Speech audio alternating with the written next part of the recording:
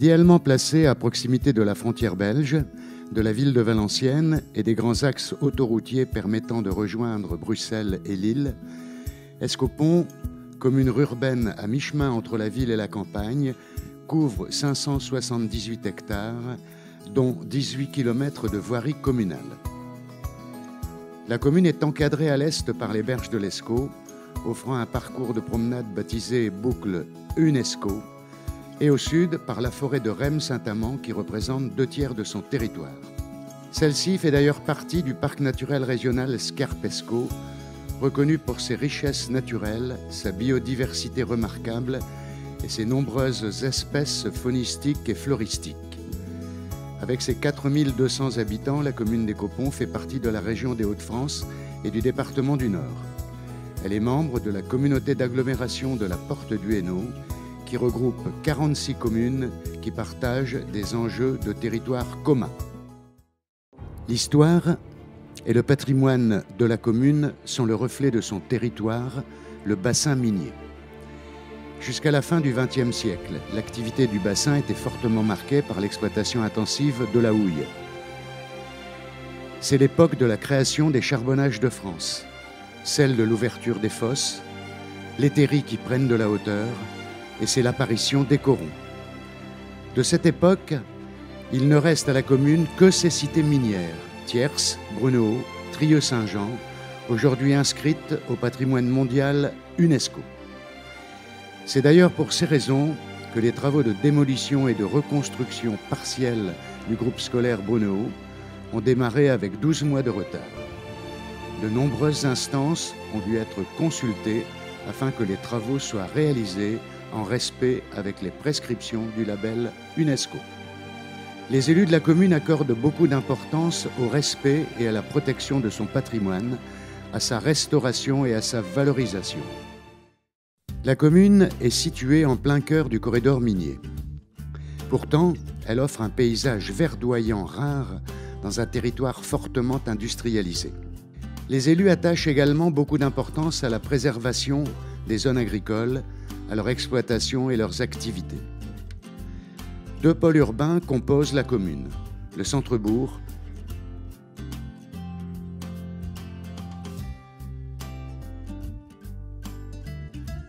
et les quartiers Brunehaut.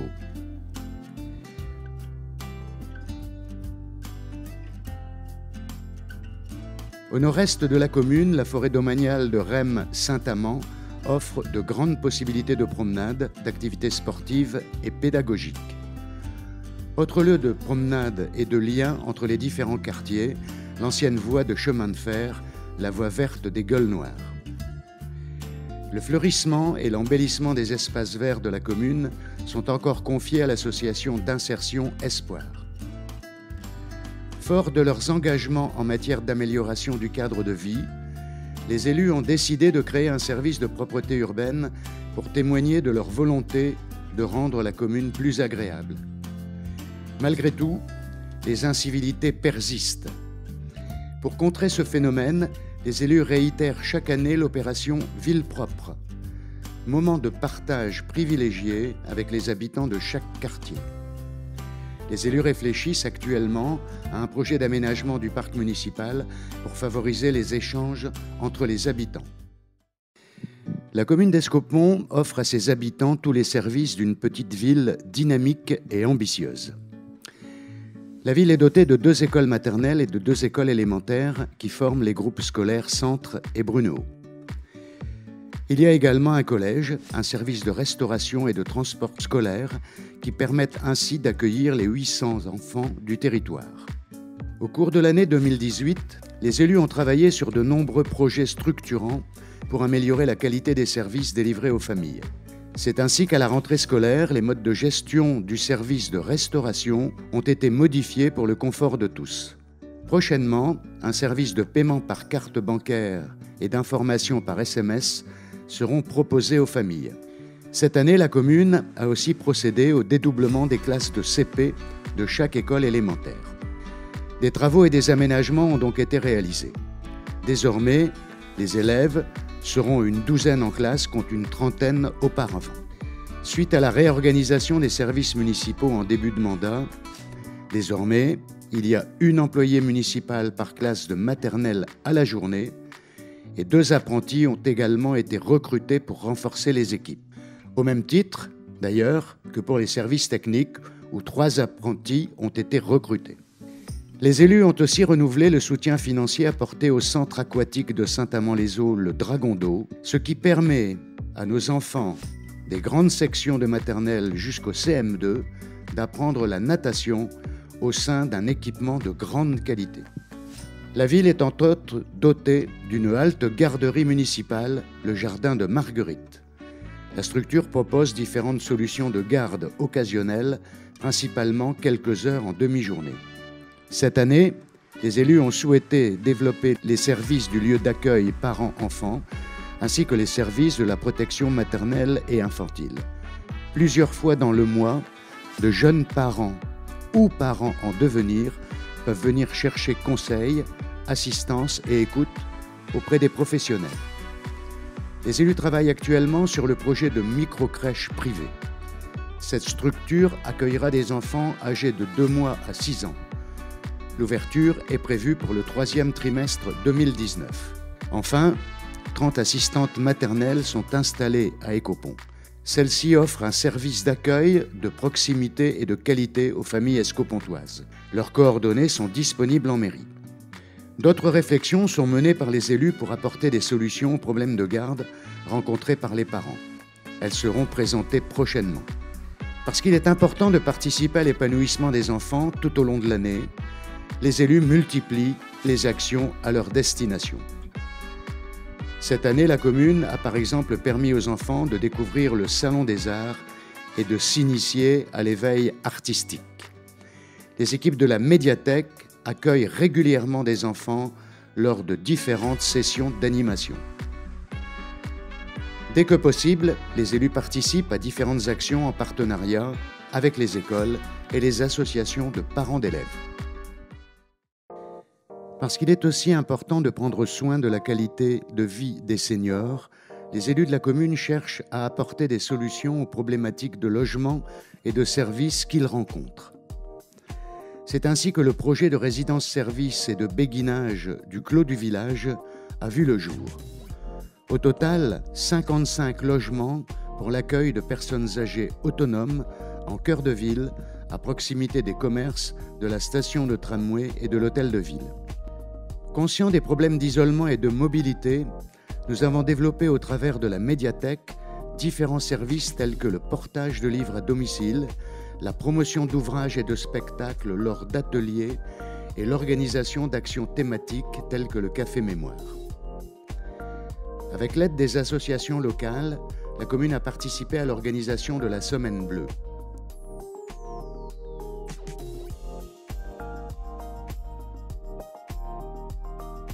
Chaque année, la commune apporte un soutien financier et logistique à l'association des aînés, appelée le Club des aînés. Parallèlement, au travers du Centre communal d'action sociale, les membres du conseil d'administration et les élus proposent des services de proximité tels que l'APA, la téléalarme ou le Pass City. Pour l'année 2019, fort du succès rencontré par les 2 thés dansants de cette année, les élus réfléchissent à de nouvelles animations. Les élus de la commune soutiennent toutes ces femmes et tous ces hommes bénévoles qui œuvrent au quotidien pour proposer des activités de loisirs aux Escopontois. Avec plus de 30 associations culturelles, caritatives, patriotiques, économiques, sportives ou de loisirs, Écopont possède un tissu associatif extrêmement riche où chacun peut trouver l'activité qui lui convient. Cette année, la commune a versé 196 000 € de subventions aux différentes associations, dont le Centre socio-culturel Agathe et l'Office municipal de la culture, des fêtes et des loisirs. Des subventions ont également été accordées à titre exceptionnel pour soutenir certaines actions. Dès que possible, la commune apporte un soutien logistique aux associations, qu'il s'agisse de l'organisation de manifestations ou du prêt de matériel ou du prêt de locaux. La commune met à l'honneur les associations qui représentent notre commune au niveau régional, national et international. Au cours de l'année 2018, les élus ont décidé de renforcer ce soutien pour leur développement. Nous avons donc réalisé des travaux à la salle de sport, au club de lutte, ainsi que dans certains locaux mis à disposition des associations pour plus de 120 000 €. Début 2019, des travaux seront réalisés également au stade de foot. Fort de ces valeurs humanitaires, les élus soutiennent les actions des Restos du Cœur et de la Banque alimentaire de différentes façons, telles que prêt de matériel, prêt de locaux et de véhicules à titre gratuit. En 2019, les élus organiseront une cérémonie pour mettre à l'honneur et récompenser les sportifs escopontois ayant remporté des titres comme nous le faisons tous les 2 ans. Un forum des associations sera organisé ainsi qu'une journée thématique dédiée au handicap. La situation géographique stratégique d'Écopont, à proximité de la frontière belge, des grands axes autoroutiers et du bord à canal, idéal pour le transport fluvial vers la Belgique et la Hollande, est devenu un atout pour l'activité économique de la ville. Ce sont 10 entreprises qui se sont installées dans notre zone d'activité économique d'intérêt communautaire, des Brûilles, notamment grâce au soutien de notre communauté d'agglomération de la Porte du Hainaut et l'engagement de notre député M. Fabien Roussel pour le renouveau économique du bassin minier. Une zone franche pour 150 communes afin de créer des conditions favorables pour le développement de l'économie et de l'emploi local, ainsi que pour les filières d'excellence. En 2018, les élus ont inauguré le second hôtel d'entreprise Atelier du Pont de l'Escaut numéro 2, qui accueille à ce jour 6 entreprises. Pour combattre le phénomène de désertification de notre centre-bourg et la disparition associée de certains services publics qui touchent également les communes voisines, les élus ont décidé, suite à la fermeture annoncée du bureau de poste d'Écopont, fin 2019, d'ouvrir une agence postale communale afin de garantir un service public de proximité aux habitants. Dès 2019, pour maintenir et favoriser le commerce local, les élus souhaitent renforcer leurs engagements auprès des commerçants et artisans locaux. Pour se divertir, une cinquantaine d'événements sont organisés tout au long de l'année au sein de nos 2 structures culturelles et festives, la salle polyvalente Jean Ferrat et la médiathèque Ludothèque. Les élus se sont mobilisés toute l'année afin de proposer des animations de qualité aux familles escopontoises et plus particulièrement à l'occasion d'événements spécifiques. Pour que les escopontois puissent soutenir tous ensemble, l'équipe de France de football lors de la Coupe du Monde, nous avons organisé 5 fanzones à la salle Jean Ferrat et à la salle de sport. Un moment riche de partage et d'émotion entre élus et habitants. Ensuite, dans le cadre de la commémoration du centenaire de la guerre 1914-1918, un spectacle son et lumière a été organisé, suivi d'un feu d'artifice et d'une cérémonie de recueil. Pour Halloween, les habitants ont pu assister à une séance de cinéma gratuite dans un décor des plus effrayants, créé et installé par les élus, les bénévoles et les services techniques de la ville à partir de matériaux de récupération. Ce fut également pour les élus l'occasion d'organiser une fête foraine. Cela faisait près de 15 années qu'il n'y avait pas eu de fête foraine dans notre commune. En 2019, une fête foraine sera de nouveau organisée pour le plaisir de tous, petits et grands. Enfin, à l'occasion des fêtes de fin d'année, un spectacle son, lumière et pyrotechnique sur le thème de Disney a été organisé en partenariat avec l'Office municipal de la culture, des loisirs et des fêtes. Ce fut une nouvelle fois l'occasion pour les élus de proposer des animations de Noël aux familles dans le parc municipal. De nouvelles perspectives seront à découvrir dès février 2019. Afin de répondre aux demandes de plus en plus importantes de la population, la ville s'est modernisée pour répondre aux besoins des familles et à développer des outils numériques. Une évolution nécessaire pour faciliter la vie quotidienne des habitants et offrir un service public toujours plus efficace et plus accessible à tous. Depuis l'ouverture de la page Facebook, la municipalité met tout en œuvre pour informer dans les plus brefs délais les escopontois de l'actualité. De même que, depuis la fin du dernier trimestre 2018, les ateliers numériques sont organisés par la commune pour accompagner les habitants dans leurs différentes démarches administratives en ligne. Depuis le site internet de la ville, les habitants peuvent également remonter un problème tel que des problèmes de voirie, un défaut d'éclairage public, une déformation de la chaussée ou d'un trottoir, la présence d'un dépôt sauvage, etc., etc. Les habitants peuvent également faire des demandes spécifiques telles que des demandes d'actes de naissance et d'état civil. Désormais, les habitants peuvent aussi se pacser en mairie. Afin de s'adapter au mieux au rythme de la vie de chaque citoyen, les élus ont décidé de renouveler le site internet de la ville afin d'offrir à tous un service gratuit, rapide pour la réalisation de diverses démarches administratives, telles que les demandes d'état civil, l'inscription sur les listes électorales et participer au recensement citoyen obligatoire. De nouveaux services seront donc proposés dès 2019. La jeunesse est la force d'une ville. Les enfants de 3 mois à 17 ans bénéficient de structures dédiées à la petite enfance, la jeunesse et à la vie scolaire. Le centre socio-culturel Agathe, au cœur des quartiers Brunehaut, aujourd'hui membre de l'Association des centres sociaux de la région du Valenciennois, perçoit de la ville une subvention qui lui permet, entre autres, de proposer des animations et des services à vocation sociale aux familles de la commune.